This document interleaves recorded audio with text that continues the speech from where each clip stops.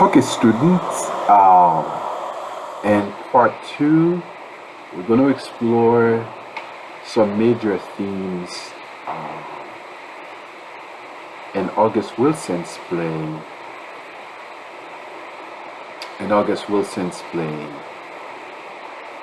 Fences. First, let me give you uh, what they are, and of course, you're welcome to use any of these themes or concepts for your research paper.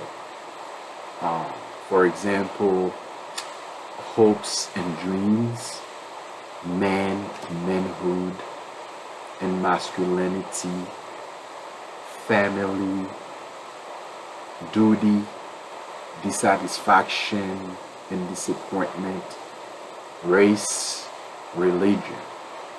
Okay, let me repeat. Hopes and dreams, masculinity and manhood, family, duty, responsibility, disappointment, dissatisfaction, race, and religion. So you're going to choose one of those themes for your research paper. Should you choose to do your research paper on fences, just a reminder, you can also do your research paper on Lauren Hansberry's play, A Raisin in the Sun, which we're going to explore in a different video. Okay, let's start. Let me share with you some of my notes. Now, I want to talk first about religion. Religion is a significant theme in fences. First, religion is portrayed, is depicted through the conversations between Troy and Rose. Rose is a committed Christian. We're talking about, when I say religion here, I want to be more specific. I want to talk about African American Christianity, of course, which falls in the category of religion or the category of global Christianity. Again, Rose is a very active member in her church. Sometimes she bakes cake for the church herself.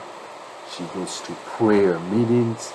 By contrast, Troy, Rose's husband, has nothing to do with church. In fact, he's critical of preachers and even mentioned that all them preachers, right, looking for somebody to fatten their pockets. Now that's his comment from the play. So the fact that Troy sees the church as a way to exploit people, financial exploitation, economic abuse by ministers and preachers. So he's not a commended Christian. Of course, he does have some Christian background, but he's not a devoted follower of Christ or a follower or a Christian at all. By contrast, Troy is very obsessed about making money. So he sees his spiritual fulfillment in money making, right? In making. That's his spirituality. Work is very important for Troy. Also, there are references, echoes, allusions to the Bible. Okay, there is a reference to a story between Jacob, a person in the Hebrew Bible, what the Christians call the Old Testament, where Jacob wrestles or fights with an angel. The angel breaks his hip. Okay. Now, there's also a reference to the resurrection of Jesus, which is found in the four Gospels in the New Testament: the Gospel of Matthew, the Gospel of Mark, the Gospel of Luke, and the Gospel of John. Troy portrays himself as one who can fight death. And he fights death and overcomes it. In fact, in the Bible, the writer of the Gospels state Jesus died and resurrected on the third day. So for them, Jesus won the victory over death. But in the play, it's not Jesus, it is Troy. There's a conversation that is very interesting. It's very energetic. Troy is very passionate.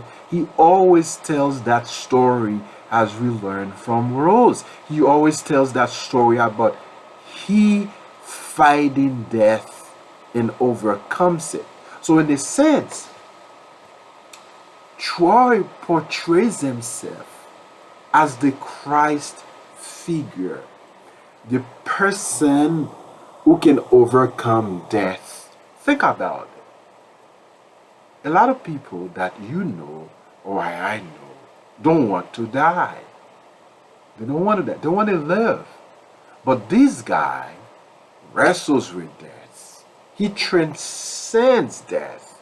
He overcomes death. He overshadows death. That expresses his sense of power, his sense of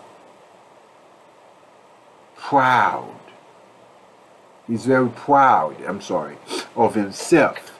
And his sense of power is connected, is linked to his masculinity, what it means to be a man.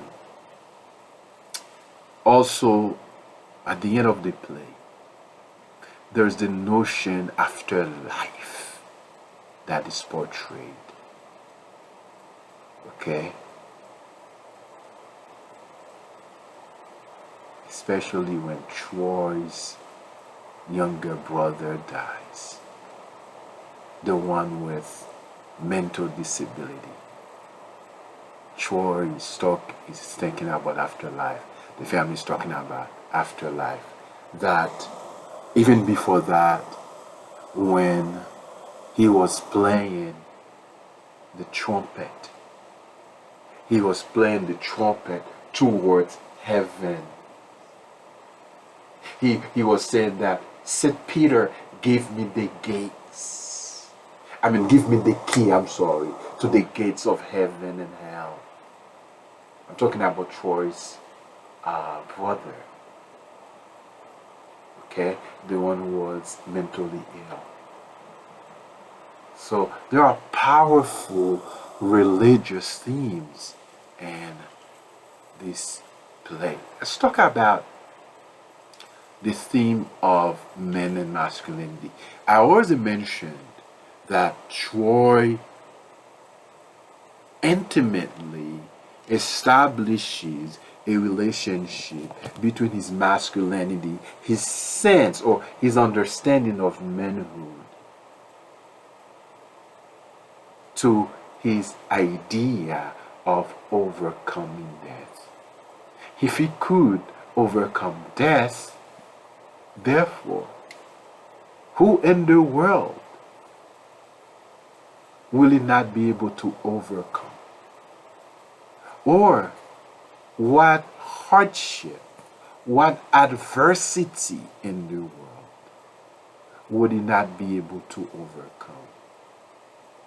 Again, the idea of the relationship between masculinity is and manhood, is best portrayed in the relationship and the conversations we find between Troy and his two sons, especially Corey.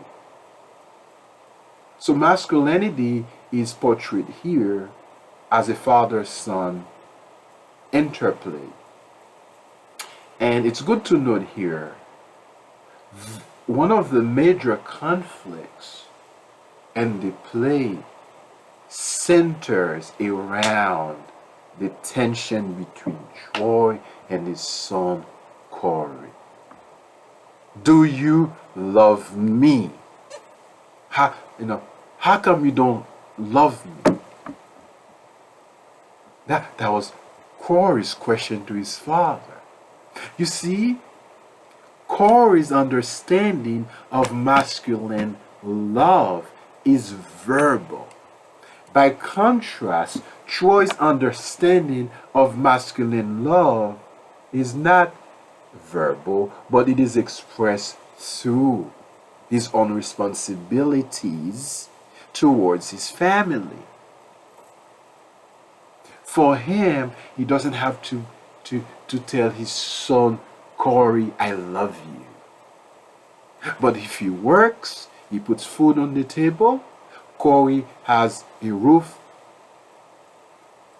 has a house.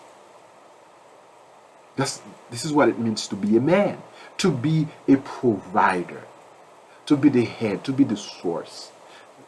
That is Troy's understanding of masculinity. Okay, so the question fences is trying to raise here in our culture is the idea of manhood. Also, the play raises the notion of broken man. Broken men. Men with broken souls. Fragmented men. Dysfunctional men. Which we find in the person of Troy. He does his best to rehabilitate himself in society, but he's a broken man. He's conflicted, and his thought and his ideas and his plans. One more thing. On the other hand, the play portrays what it means to be a good man. A good man is one who is responsible. A good man is a provider, a one who fulfills his duty to his family. Okay, let's move on to talk about the theme of mortality. Mortality versus immortality. In fact, mortality is a constant theme, a constant concept in fences. People face death. Troy talks about death all the time. Rose doesn't like when Troy talks about death. Troy talks about death with his sons, with his family's neighborhood, especially with Bobo, his best friend. And the story tells us about how Troy wrestles with death, and he won. He becomes victorious. He challenges death to hunt him. This is very important. In the end, death does take Troy, right? And we are left with the impression that Troy doesn't go down without a fight. His brother dies. Alberta, his side chick, right, his mistress, also faces death.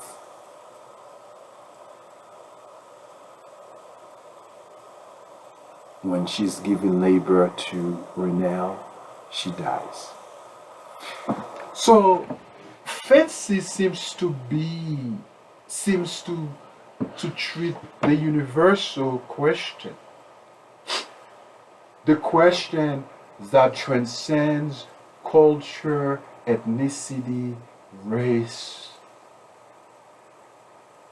prestige, class, nationality, gender,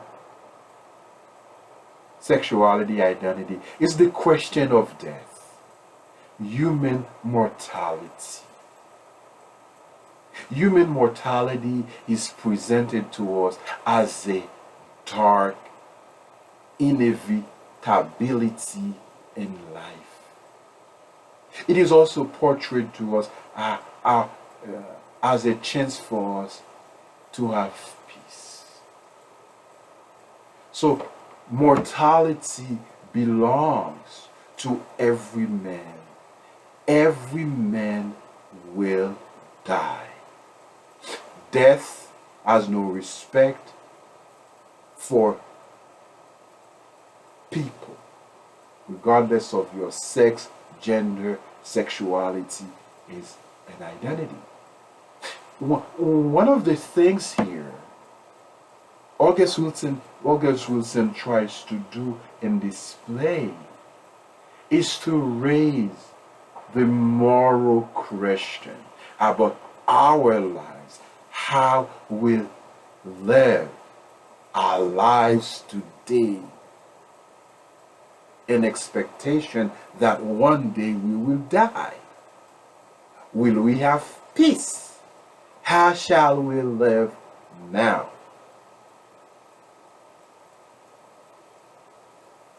Interestingly,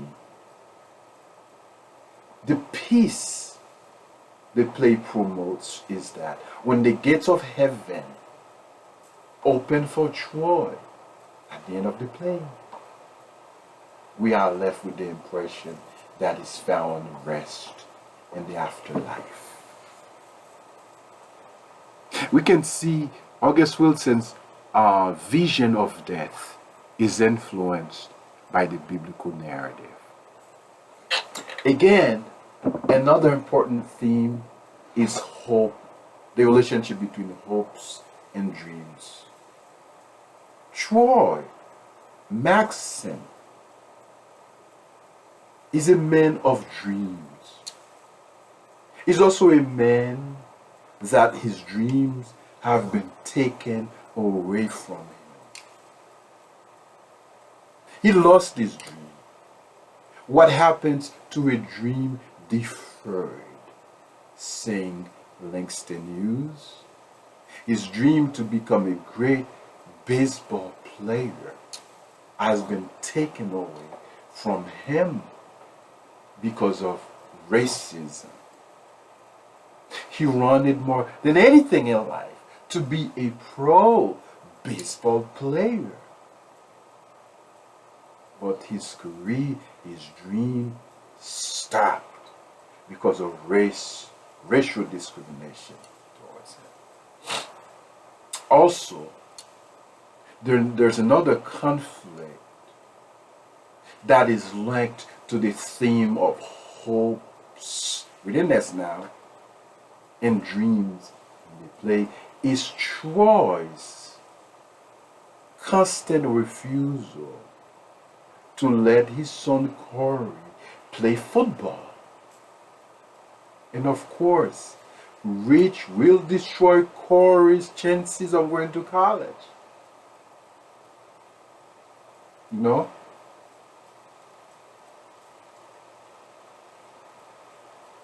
That's a dream to be fulfilled. We can see how the dreams of Troy's father did not fulfill. He became disappointed. The dream of Troy did not come into fruition. The dream of Corey did not come to pass.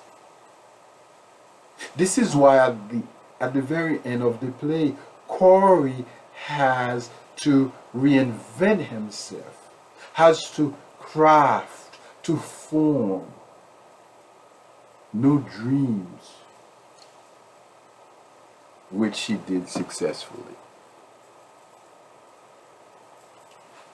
Again, the play revolves around family relationship. Troy is a family man. He's a father. He's the head of the family. And this family undergoes trials, hardships, tribulations. To put it another way, Fences is a family drama. It's a tale about family relations, family dynamics. Again and again, we find Troy having difficulty, struggling to fulfill his dream, his role as a father, his function as a husband, his role as a father to his son Corey, his role as a husband to his wife Rose.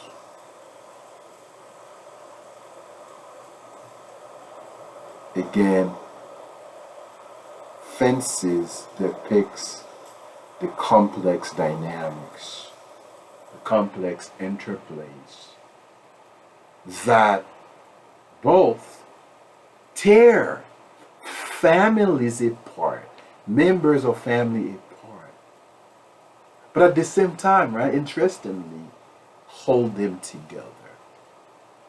This is not a play about disappointments or hopelessness. It's a play about how do we overcome,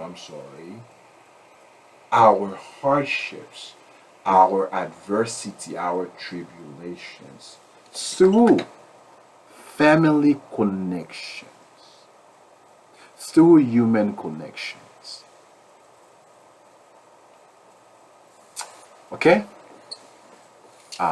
Again, the theme we went over include hopes and dreams, manhood and masculinity, family duty, dissatisfaction and disappointment, race, and religion. I hope you have a good day.